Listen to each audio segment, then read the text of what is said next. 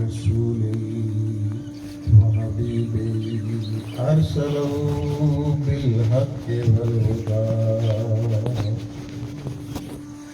شاهدا وبشيرا وداعيا إلى الله بإذنه وسراجا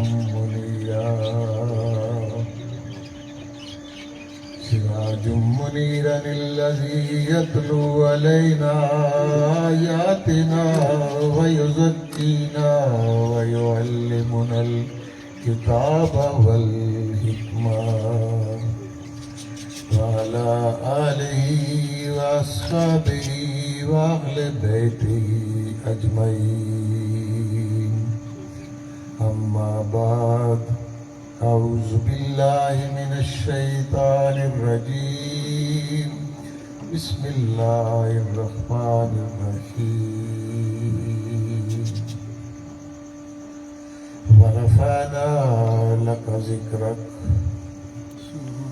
صدق الله مولانا العظيم إن الله وملائكته يصلون على النبي يا أيها الذين آمنوا صلوا عليه وسلموا تسليما اللهم صل على سيدنا ومولانا محمد وآل سيدنا ومولانا محمد معدن الجود والعطاء والكرم الصلاة والسلام عليك يا سيدي يا رسول الله وعلى آلك وأصحابك يا سيدي يا حبيب الله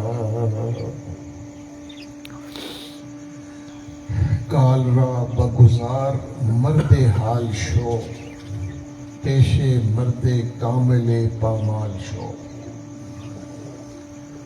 آگے آپ نے کال سنا ہے، اب حال سنیں۔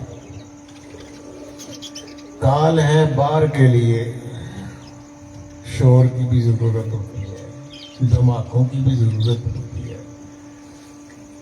لیکن حال ہے اندر کی شانتی کے لیے، سکون کے لیے۔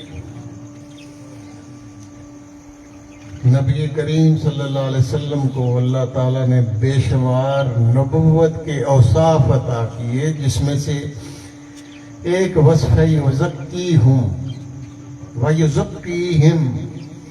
ویزکیہم کہ آپ کو پاک کرتے ہیں، ویعلمہم الکتاب والحکمہ، وہ اپنی جگہ، نبوت اپنی جگہ، پیغام رسالت اپنی جگہ، وہ شاہد بھی ہیں، مبشر بھی ہیں، نذیر بھی ہیں، سراج منیر بھی ہیں، لیکن دلوں کو پاک بھی کرتے ہیں۔ کال ہے علماء کے پاس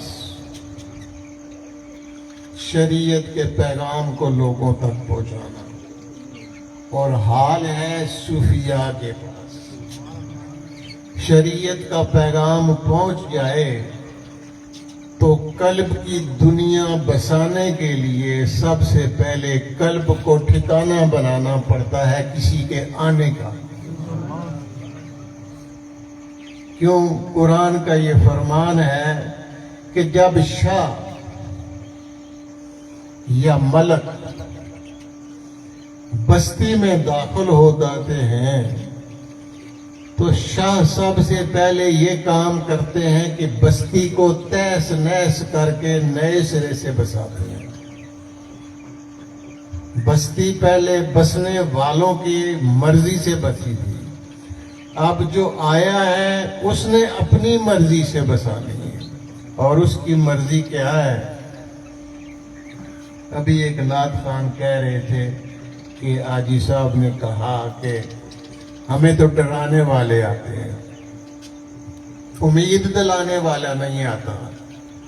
اصل ہے ہی امید، امید پہ ہی کائنات قائم ہے، امید پہ قبر ہے، اور امید پہ ہی حشر اور نشر ہے۔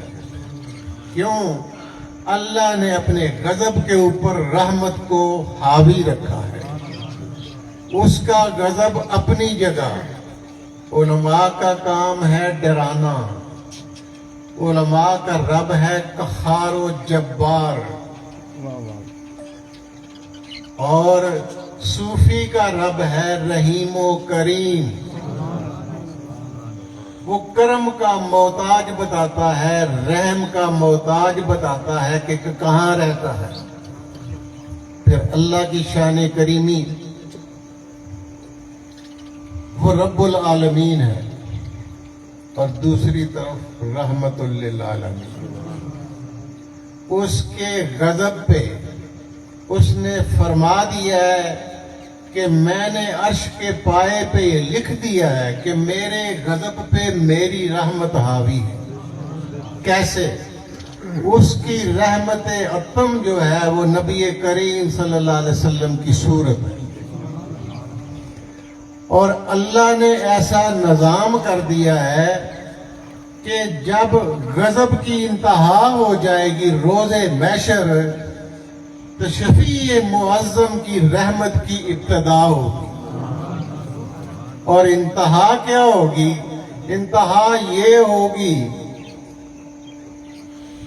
کہ اپنی گناہگار امت کا ایک ایک شخص گناہ کبیرہ کرنے والے، یہ ذہن میں رکھیں، گناہ صغیرہ بخشوایا تو کیا بخشوایا؟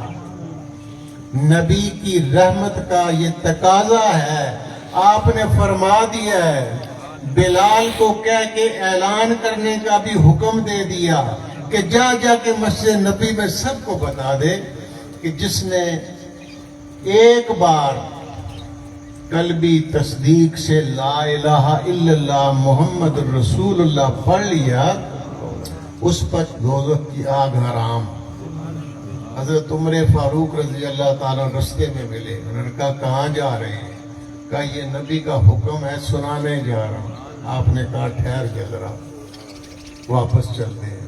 کہا حضور ایسے امت غافل ہو جائے گی اعمال سے، لیکن حکم اپنی جگہ موجود ہے، کیونکہ اس حکم پہ نبی کریم صلی اللہ علیہ وسلم کی طرف سے شفاعت کی عطا ہونی ہے. لوال حمد اور حمد اور شفاعت کا جو سہرا نبی کریم صلی اللہ علیہ وسلم کے سر پہ ہے، وہ خدا کا، اللہ کا سب سے بڑا عطیہ ہے امتوں کے لیے، تمام امتوں کے لیے. پہلے آپ کی امت، اس کے بعد اللہ یہ حکم دے گا جملہ انبیاء کرام کو اور ان کی امتوں کو کہ آج میرے محبوب کی نبوت کی تصدیق کرو. سب سامنے کلمہ پڑھیں گے اور محمد الرسول اللہ کہیں گے. کلمہ محمد الرسول اللہ کے بغیر مکمل نہیں ہوتا. اس کلمے کے دو پر ہیں، ایک لا الہ الا اللہ بے نقط، اور ایک محمد الرسول اللہ بغیر نقطوں کے. وہ بھی یہ پر برابر نہ ہو تو پرندہ اڑ نہیں سکتا. مومن کو اڑنے کے لیے ان دونوں چیزوں کی ضرورت ہے. اب آئیے بتاؤں میں آپ کو کہ کون سی چیز پہلے ضروری ہے اور کون سی بعد میں ضروری ہے. یزکیہم، پاک کرتے ہیں. اللہ کے محبوب کی یہ صفت پاک کرنے والی اولیاء اللہ کو ملی ہے. کیسے؟ عالم کہتا ہے کہ نماز کی ابتدا کرو اللہ اکبر، کانوں کو ہاتھ نہیں، آرام نال بیٹھ جاؤ، میری گل سنو، میں نظر لے لے سکتا ہوں. بسم اللہ الرحمن الرحیم. عالم کہتا ہے کہ جاؤ نماز کے لیے، نماز پڑھو. مسجد میں آپ کھڑے ہوتے ہیں، آپ کہتے ہیں کانوں کو ہاتھ رکھ کے اللہ اکبر. اب یہ ہے ظاہر اللہ اکبر. اگلا کام اگر آپ چاہتے ہیں تو وہ آپ کو صوفی بتائے گا کہ ایک آگے بھی کام ہے. ہر چیز کی ایک فرع ہے اور ایک اصل ہے. فرع کہتے ہیں جز کو، وہ اصل کہتے ہیں کل کو. جب تک جز کل کے ساتھ نہ ملے تکمیل نہیں ہوتی. جز یہ ہے کہ کانوں کو ہاتھ لگا کے اللہ اکبر کر کے ہاتھ باندھ لیے، لیکن کل یہ ہے کہ کانوں کو ہاتھ لگا کے اللہ کی طرف رخ کر کے دونوں ہاتھ دکھا دیے کہ یہ خالی ہیں، اور مالک تیری بارگاہ میں خالی ہاتھ حرم میں داخل ہو گیا. مسجد مسجد نہیں، وہ جیت ہے، وہ رخ الہی ہے. کعبہ کعبہ نہیں، وہ سمت ہے. کیوں کہ اس سمت کو اللہ نے پسند کر دیا. اب جس کو اللہ پسند کر لے، چاہے وہ بندوں سے ہو، چاہے وہ پہاڑ طور سینا ہو، یا ہرا ہو، یا عود ہو، یا مدینے کا شہر ہو، پھر رب اس کی قسمیں کھاتا ہے. کیوں؟ وہ جہد اللہ کو پسند ہے. اس لیے اللہ نے کہا کہ اس طرف رخ کرو. مسجود علیہ اور مسجود لہو میں فرق یہی ہے. سجدہ آدم کی طرف تھا، اس وقت بھی شریعت وہی تھی جو آج ہے. شریعت نہیں بدلی. علماء کی تعویلیں بدل جاتی ہیں، کہتے ہیں کہ اس وقت نہیں تھا، اب حرام تھا، حلال تھا تو اب حرام ہے. نہیں، جو حلال حرام ہے وہ ایک ہی رہا ہے، کیونکہ تعلیم ایک ہی رہی ہے، لا الہ الا اللہ. اگر آدم آئے، نوح آئے، داؤد آئے، عیسیٰ موسیٰ آئے، تو کلمے کے ساتھ ان کی جز لگ گئی، کل باقی ہے، کل وہی ہے. اس لیے معاملہ یہ تھا کہ وہ جو آدم ہے اس کی طرف صدقہ کرنا.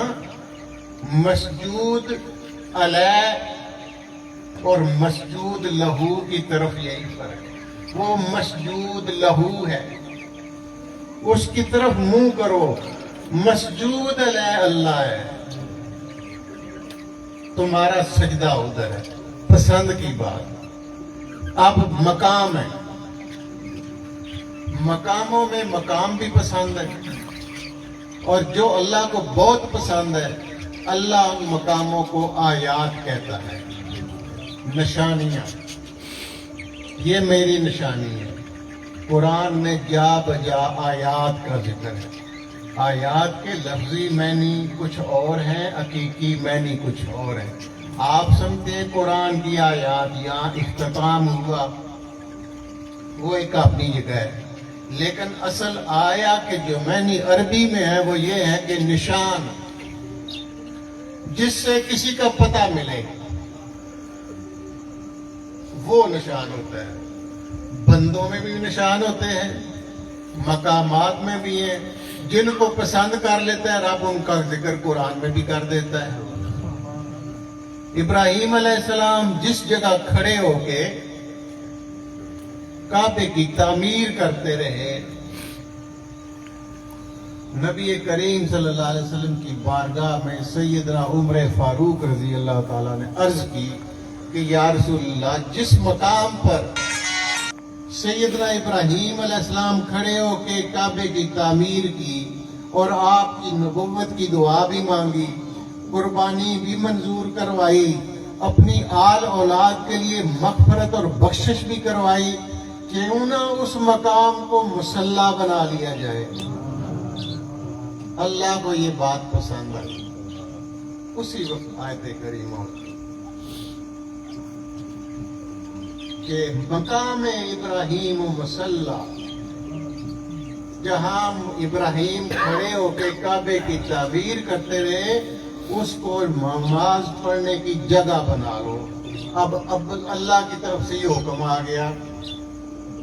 آج اس وقت تک عمرہ اس وقت تک مکمل نہیں ہوتا جب تک ابراہیم و اسماعیل و ہاجرہ ان کی ساری سنتیں فرض کر کے نہ ادا کی جائیں. طواف کس کی سنت ہے؟ جو حج کا فرض ہے ایک اللہ کے نیک بندے کی. صحیح و مروہ، صفا و مروہ کے درمیان جو صحیح ہے، جس کو کہتے ہیں کہ دوڑ کے کرو، وہ کیا ہے؟ وہ حاجرہ اماں کی سنت ہے، اللہ نے جس کو پسند کر لیا۔ اب یہ بتائیں کہ ابراہیم کی سنت فرض، حاجرہ کی سنت بھی فرض، تو نبی کریم صلی اللہ علیہ وسلم جن کے لیے ساری کائنات بنی ہے، ان کی نعت پڑھنا کون سا نقص؟ عقل کی دلیل، ٹھیک ہے؟ ان کا ذکر کرنا کون سا جرم؟ عید میلاد النبی، ہم عید کا لفظ نہیں کہتے، ویسے عید ثابت ہے قرآن سے۔ عید وہ ہوتی ہے کہ جب کسی تکلیف کے بعد، مصیبت کے بعد کوئی خوشی اللہ عطا کرے، وہ عید ہے۔ تو کائنات میں نبی سے بڑھ کے کون سی عید ہوگی؟ جن کی آمد ہمارے لیے باعث صد رحمت، ہزار رحمت، تو پھر تو وہ ہماری عید ہوئی۔ پھر دوسری بات ہے نعت۔ قرآن کی ایک ایک آیت تو نعت ہے، ساری نعتیں ختم کر دیں، شاعر ختم کر دیں، قرآن کی حفاظت اور نہ ختم ہونے کا ذمہ اللہ نے لے رکھا ہے۔ جب تک قرآن موجود، نعت موجود۔ عجیب بات ہے کہ زکریا علیہ السلام، سیدنا مریم سلام اللہ، سیدنا عیسیٰ علیہ السلام، ان کی پیدائش کا ذکر اللہ خود کرے، تو اگر نبی کی پیدائش کا ذکر ہم کریں تو وہ اللہ کی سنت ادا کر رہے ہیں، کرنی چاہیے۔ اب میں پھر آتا ہوں واپس یوزک کی۔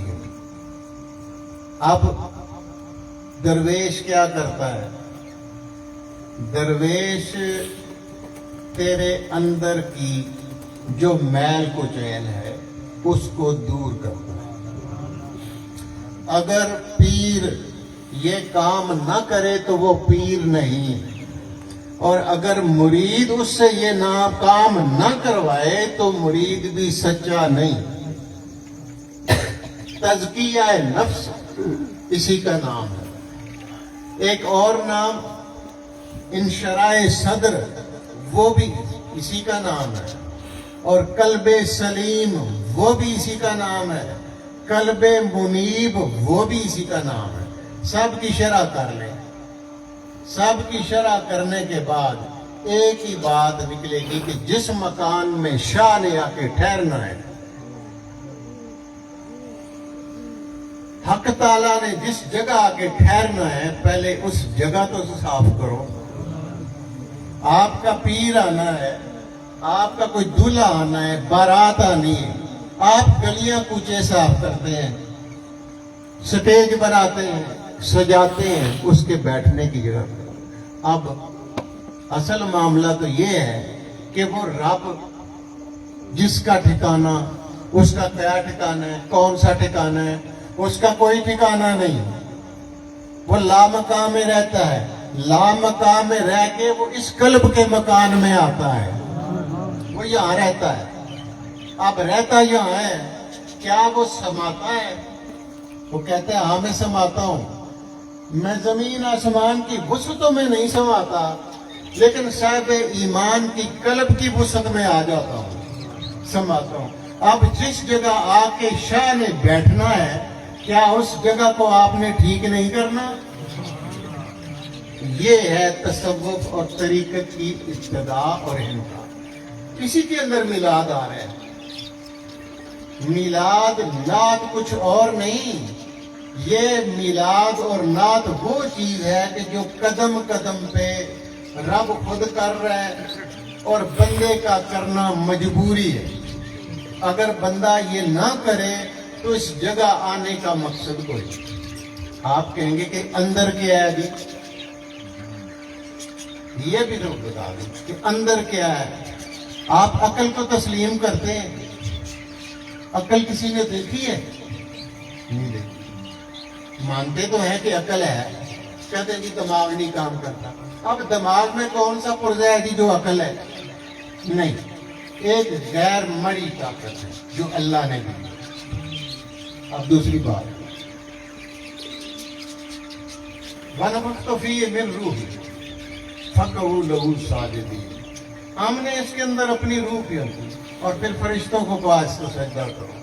اس بندے کے اندر ایک اور چیز ہے جو سب سے قیمتی ہے، روح. اچھا روح کیا ہے؟ کیا ذات ہے یا صفات ہے؟ نہیں پتا. میں مشکل نہیں کرتا آپ کے لیے، آسان کر کے بتاؤں گا تاکہ میرا آنا کچھ منظور مقبول اللہ کرے اور آپ کے دل میں تو بات آ جائے. روح اندر موجود ہے، نظر نہیں آتی، دکھائی نہیں دیتی. جسم دکھائی دیتا ہے. جسم کی پرورش کے لیے یہ ہے کہ نہاؤ دھو، اچھا کھاؤ، صفائی کا خیال رکھو. اب روح کا بھی تو کوئی تقاضا ہوگا. روح کا کیا تقاضا ہے؟ روح کہتی ہے کہ تیرے اندر ایک قلب ہے، ٹھیک ہے، صدر ہے. قلب ہے یا صدر ہے؟ سائنس کہتی ہے کہ وہ ایک خون کا لوتھڑا ہے جس میں 3-4 خانے ہیں. اللہ کہتا ہے کہ نہیں، وہ ایک خون کا لوتھڑا ہی نہیں، اس خون کی گردش کے اندر شیطان بھی بستا ہے اور رحمان بھی بستا ہے. اسی لیے فرمایا کہ شیطان کے بہاؤ کو اپنی رگوں میں کمزور کر دو. اور اسی لیے یہ بھی حکم دیا گیا حلال اور حرام میں کہ جانور ذبح کرو تو اس کی آنتیں نہ کھاؤ، اس کی